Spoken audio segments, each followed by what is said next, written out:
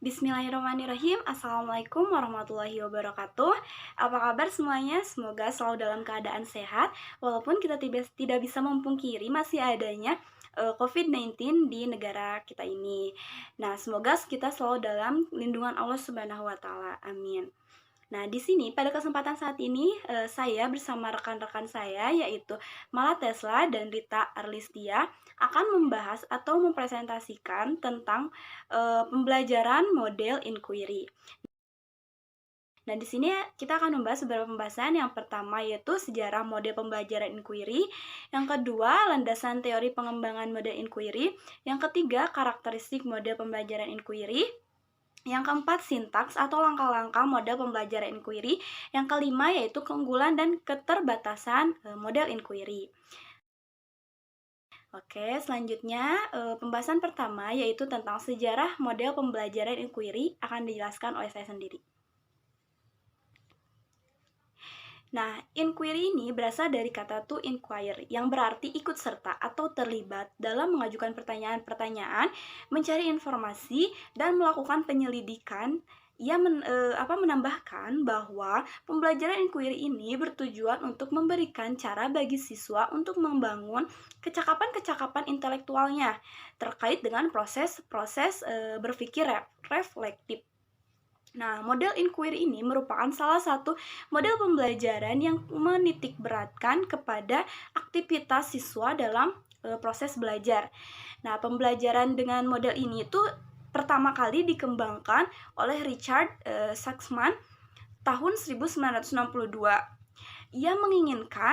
Richard ini menginginkan agar siswa bertanya mengapa sesuatu peristiwa dapat terjadi. Nah, kemudian ia mengajarkan kepada siswa juga mengenai prosedur dan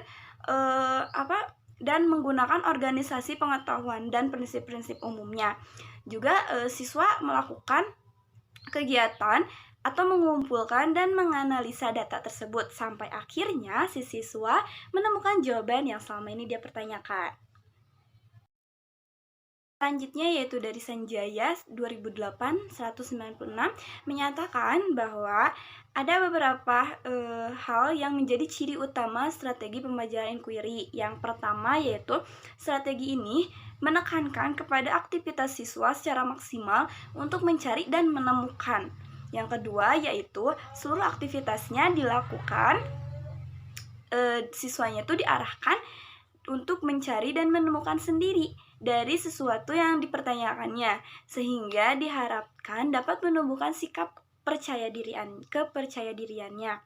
Yang ketiga yaitu tujuannya dari penggunaan strategi ini adalah mengembangkan kemampuan intelektualnya sebagai bagian dari proses mental siswa. Nah, selanjutnya juga ada model inquiry yang didefinisikan oleh Piaget, Sun, dan Trowbridge 1973, yaitu model pembelajaran inquiry sebagai pembelajaran yang mempersiapkan situasi bagi anak untuk melakukan eksperimennya dengan sendiri. Nah, selanjutnya itu dari Kuslanstone Dahar 1991 mendefinisikan juga model inquiry ini sebagai pengajaran di mana guru dan anak mempelajari peristiwa-peristiwa dan gejala-gejala ilmiah dengan pendekatan dan jiwa para ilmuwannya.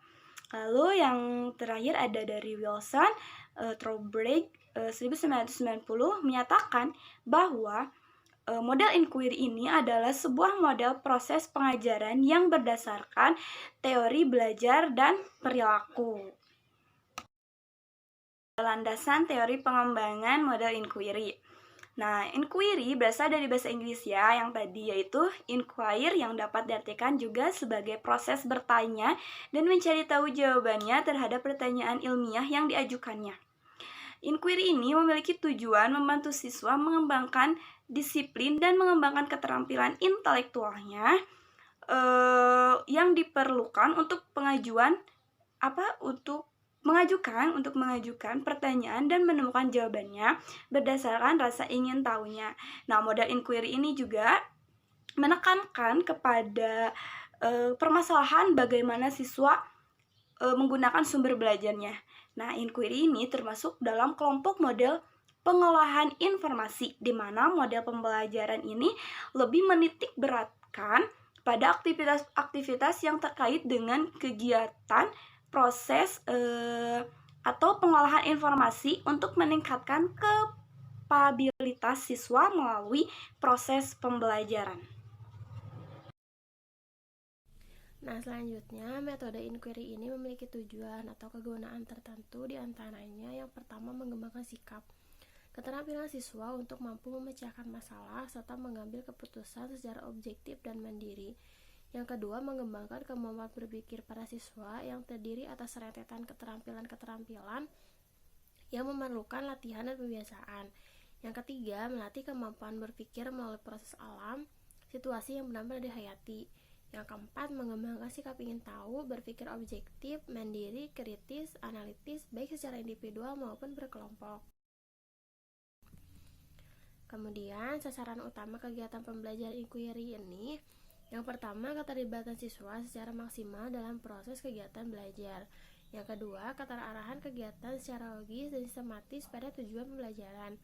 Yang ketiga, mengembangkan sikap percaya pada diri siswa tentang apa yang ditemukan dalam proses inquiry. Kemudian, kondisi umum yang merupakan syarat timbulnya kegiatan inquiry bagi siswa. Yang pertama, aspek sosial di kelas dan suasana terbuka yang mengundang siswa untuk berdiskusi. Yang kedua, inquiry ini berfokus pada hipotesis. Yang ketiga, penggunaan fakta sebagai evidensi atau informasi fakta. Kemudian, karakteristik model inquiry. Karakteristik model pembelajaran yang di dalam proses belajar mengajarnya, siswa memecahkan masalah dan konsep utamanya berhubungan dengan pengetahuan siswa untuk membentuk pengetahuan yang baru. Strategi pembelajaran inquiry ini ada 3. Yang pertama, strategi inquiry menekankan kepada aktivitas siswa secara maksimal untuk mencari dan menemukan. Yang kedua, seluruh aktivitas yang dilakukan siswa diarahkan untuk mencari dan menemukan jawaban sendiri dari sesuatu yang bertanyakan. Kemudian yang ketiga, tujuan dari penggunaan strategi pembelajaran inquiry ini adalah mengembangkan kemampuan berpikir secara sistematis, logis, dan kritis. Menurut Sanjaya, ada beberapa hal yang menjadi karakteristik utama dalam metode pembelajaran inquiry. Metode inquiry ini menekankan kepada aktivitas siswa secara maksimal untuk mencari dan menemukan. Dengan demikian, pembelajaran inquiry ini menempatkan guru bukan sebagai sumber belajar, melainkan sebagai fasilitator dan motivator belajar siswa. Dari paparan di atas dapat disimpulkan bahwa karakteristik pembelajaran inquiry ini berpusat pada siswa, sehingga siswa aktif dalam belajar mengajar dan siswa dapat belajar membangun pengetahuan dari hal-hal yang telah mereka dapatkan sebelumnya, sehingga siswa memiliki berbagai cara untuk memperoleh pengetahuannya baik dari lingkungan sekolah maupun lingkungan masyarakat. Nah, selanjutnya adalah sintaks atau langkah-langkah model pembelajaran inquiry. Nah, guru dapat melakukan kegiatan belajar mengajar dengan baik dan benar apabila dalam proses kegiatan belajarnya mengajarnya tersebut menggunakan langkah-langkah model yang sesuai gitu ya. Yang berikut ini merupakan langkah-langkah model pembelajaran inquiry menurut Wina Sanjaya 2012. Yang pertama, merumuskan masalah. Merumuskan masalah ini merupakan langkah membawa siswa pada suatu persoalan yang mengandung teka-teki. Nah, dikatakan teka-teki karena di setiap persoalan tersebut pasti ada jawabannya dan siswa didorong untuk mencari jawaban yang tepat. Proses mencari jawaban itulah yang sangat penting dalam strategi inquiry. Oleh sebab itu, melalui proses tersebut, siswa akan memperoleh pengalaman yang sangat berharga sebagai upaya mengembangkan mental melalui proses berpikirnya. Kemudian yang kedua adalah merumuskan hipotesis. Nah, hipotesis itu adalah jawaban sementara dari suatu permasalahan yang sedang dikaji. Sebagai jawaban sementara, hipotesis perlu diuji kebenarannya.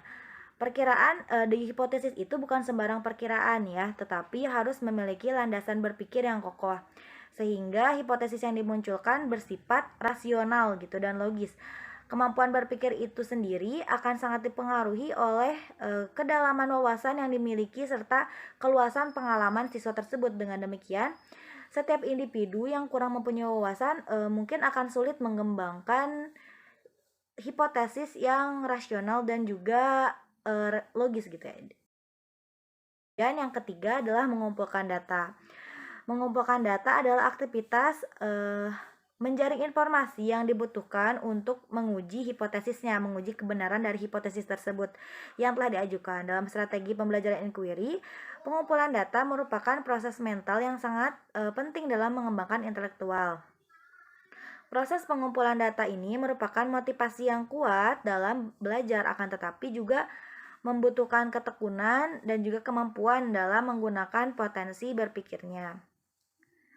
Selanjutnya itu menguji hipotesis. Nah, menguji hipotesis adalah proses menentukan jawaban yang akan diterima sesuai dengan data atau informasi yang diperoleh berdasarkan pengumpulan data. Jadi, pengumpulan data yang telah dilakukan itu akan diuji kembali apakah sesuai dengan informasi yang didapatkan, apakah hipotesisnya sesuai dengan data gitu ya. Itu menguji hipotesisnya.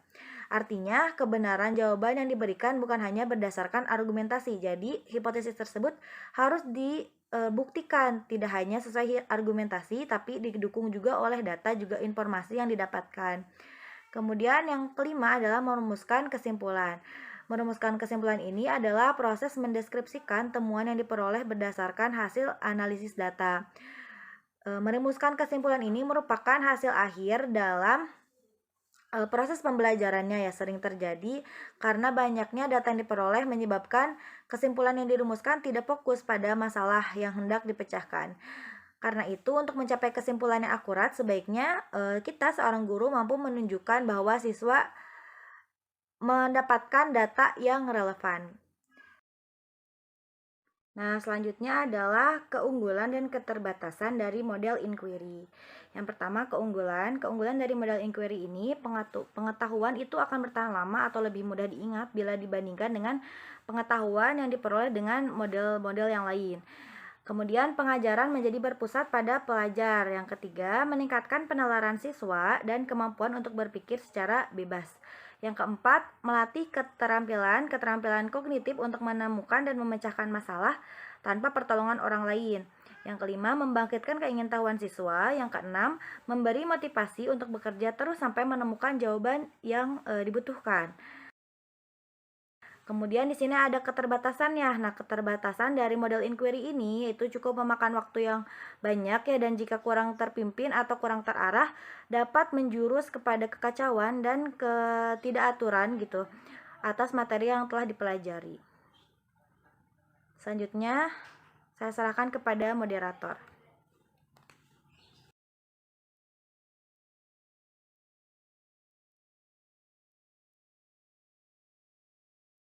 Alhamdulillah, baik. Terima kasih kepada rekan-rekan semuanya yang telah mempresentasikan. Mungkin hanya itu yang dapat kami sampaikan, kurang lebihnya mohon maaf. Terima kasih atas perhatiannya. Wabillahi taufiq wal hidayah. Wassalamualaikum warahmatullahi wabarakatuh.